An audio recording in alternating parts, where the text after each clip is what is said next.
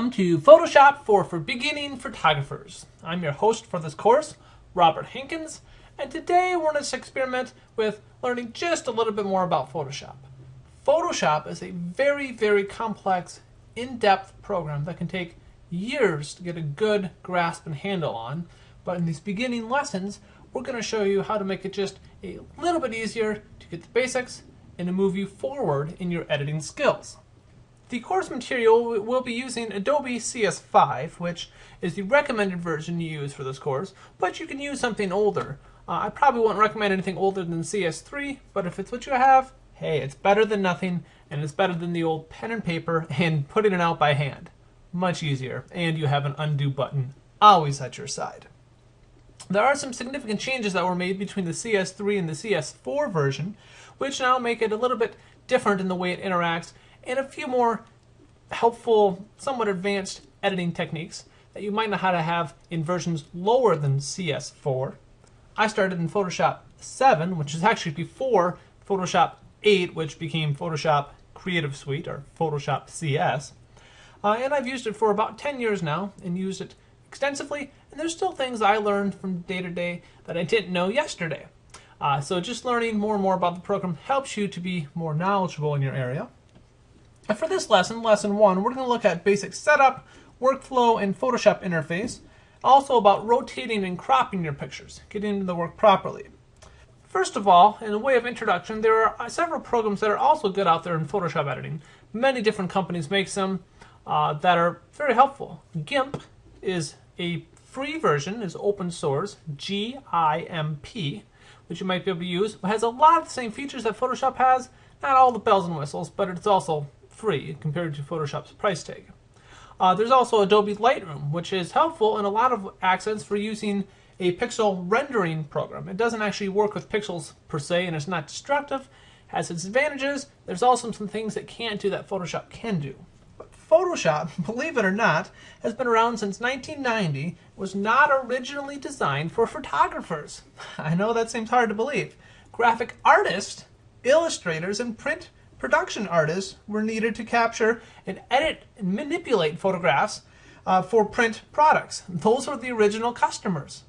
Because really, digital cameras didn't take off until the mid-90s and even to the late 90s before they were being used in a lot of different purposes.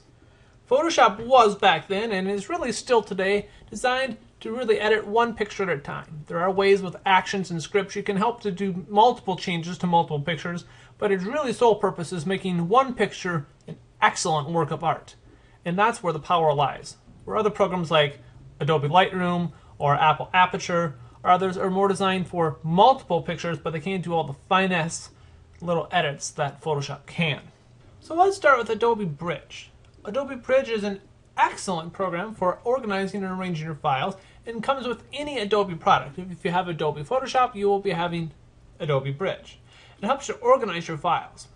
First thing in the user interface, we're not going to go into a lot of details. You can click a picture and you get a preview option of that picture, which shows you a lot of the details, shows you a lot of the camera settings like your aperture, your shutter speed, your ISO, and also show you your pixel sizes, how many pixels are in the picture, and the actual size of your picture. This one's relatively small, great for internet viewing or emailing or getting it to someone in a hurry. It shows your color patterns, and really can also show a lot of the metadata if you want in along with your picture, which is great if you're working and trying to organize your files. Many professional photographers have dozens, hundreds of shoots a year, and they have to organize those files in a manner and keep them straight. There's ways they can do for searching, key naming, and be able to find the photos of such and such a name quickly. So we have our photos here, where we can actually take and look a grasp through them. Oh, that's a cute shot. Oh, this picture is what I like. And we can do what's called starring. If you hit Control in the numbers 1 through 5, you can get a star rating. You give it a certain rating. So let's say, oh, I like this one. Let's give it a 4-star. Probably not a 5-star. This one I like a 5-star and whatnot. You can rate them. And here on the left side, it shows you we have 4 stars, we have 5 stars, and helps you to know about who likes what pictures best. So let's take a 4-star for now. I'm going to go ahead and just double click it open.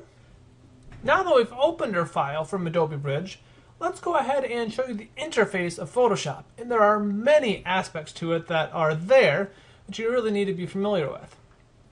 There's our toolbar here on the left, by default, which shows up with a lot of different factors. We have our selection tools.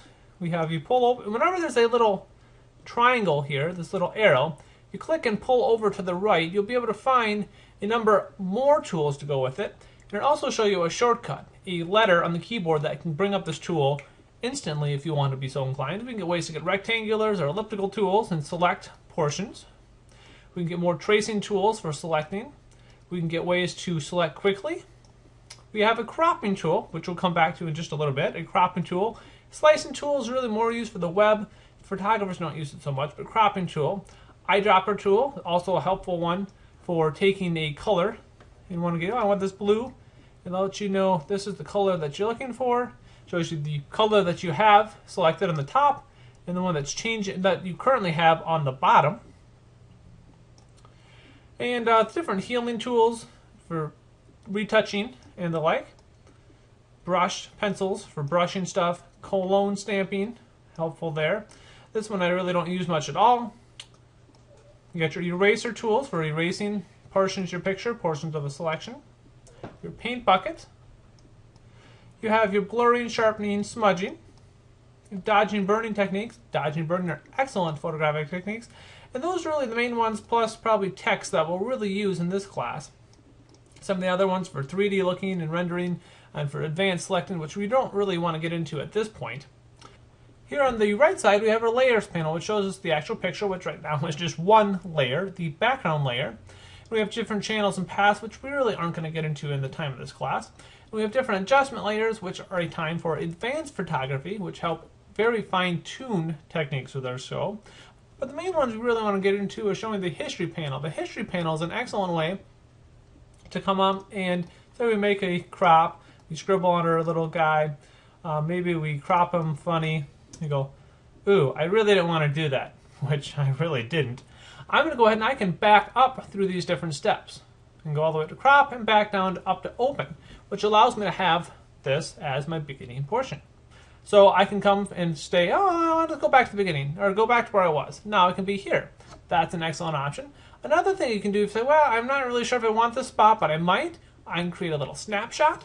And the snapshot creates basically another version. So I can go back to the original, or I can go back to my snapshot and start from there, depending on what I want. You can have multiple snapshots in your file, but you then have to save it as a Photoshop file if you want to keep all these snapshot records in your shot, which is an excellent idea. And really we have then your histogram. A histogram is an excellent way for knowing your exposure. It shows you how bright or how dark your picture. The black is on the left side, the perfectly middle gray is in the middle, and then the brightness or the highlights, the whites, are on the right section of your screen. And this one actually is very well exposed. We see some brights, we see some grays, and we see some darker sections, and the picture shows that, documents that for us. Great exposure here. But this one I use a lot when I'm trying to tell if something's bright enough or too bright or too dark. It really helps me in a lot of ways. So those are the huge overviews of the entire Photoshop display. I'm going to go ahead and back to our beginning portion. So what we really want to cover today is how to rotate or to crop our object. Well, this picture is not a bad picture, but maybe we want to get ourselves really close and tight to this bunny. So we can come up here with our cropping tool, which we have selected, and I can come here and type something in here if I want, or I can keep it blank, so I can have a freehand tool. If I would, say, select a particular restraint, like I had the previous one, let's do a 4x6, then I could only go as a 4x6. I couldn't go any more than that. It constrains your cropping. Or I could flip it so now the width and the height are different. Now I could go a wide crop. I could do something like that, but I think I really want to come in here and do a freelance crop, just so I have a little more control. So let's try a tight shot, maybe something like this. And once I select, and I've now let go with the mouse, it'll give me this option where I can select and change it again and move it around. Maybe I say, let's go right here to the end of the shadow, the edge of the cup. Really get a nice, tight, close shot with our crop. Something like that. And then I can either hit enter on the keyboard to accept, or hit the little check mark here, that'll accept it, or I could cancel it, or hit escape on the keyboard and that would cancel my option. But when I'm cropping, if I want to say, make it so it's really obvious, I can go 100% dark so I see just what I want, if that's an option. I like to have some opacity, so I can see somewhat what's behind my picture. It helps me just compositionally think, oh, I could maybe keep this in, maybe keep this part out. It just helps me in that way. It's up to you. And you can do a shield color if you wanted to have like a white. You can have a white color. I like to have black, as black's less distracting. It really concentrates in on what you're highlighting, not the opposite. The nice thing is you can have a rule of thirds guide if you really want to. So it helps you to know compositionally. If you're familiar with the rule of thirds, it helps you to have a better idea of where to crop. You can also do a grid, which is a complex grid pattern, or you don't have to do that at all. I really prefer, and which is the default, the rule of thirds. It helps you to know what's compositionally excellent. So I'm going to go ahead with my rule of thirds and say if I really wanted, this picture is pretty straight, but say I wanted to maybe give it a little tilt, maybe a little Dutch tilt for effect. Give it an angle, you just rotate it back and forth. If you want to do it in perfect increments, you hold Shift while you're moving, and it'll go 25-degree increments. 25 degrees until you get it right where you want it to be. So it gives you some increment there. But I'm going to go ahead and hold just a little rotation to my file, something like that. And now my picture is cropped. Thanks for taking this lesson. I hope you had fun with cropping and can experiment with taking a great picture. I invite you to submit your picture with the largest dimension to 1,000 pixels in a Photoshop document. Remember to rename the file so you don't overwrite the master file, because if you cropped it differently, you want to have the original. You want to keep that as well as a different file name to keep them separate. Until next time, we'll see you later. I'm Robert Hankins.